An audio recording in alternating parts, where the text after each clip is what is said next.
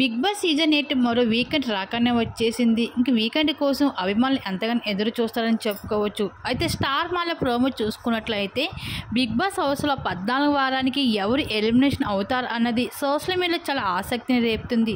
అయితే ఇప్పటికీ ఈ వారానికి విష్ణుప్రియ లియెస్ట్ ఓటింగ్లో ఉండడంతో ఎలిమినేషన్ అవుతుందని సోషల్ మీడియాలో చాలా వార్తలు అయితే వినిపిస్తున్నాయి.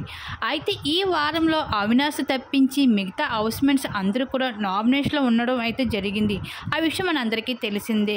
ఇంకా ఓటింగ్ ప్రకారం చూసుకుంటే డేంజర్ జోన్లో ఉన్నది కంటెస్టెంట్స్ మాత్రం విష్ణుప్రియ, రోహిణి 90% అయితే వీళ్ళిద్దరిలో ఎవరో ఒకరు మాత్రం ఎలిమినేషన్ తప్పకుండా అవడం అయితే జరుగుతుంది.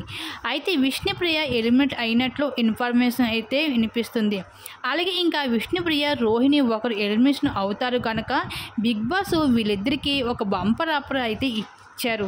ఇంకా ప్రైజ్ మనీ నుంచి కొంత మనీని ఆఫర్ ఇవ్వడంతో ఇద్దరు కూడా సూట్ కేసు నిరాకరించారు.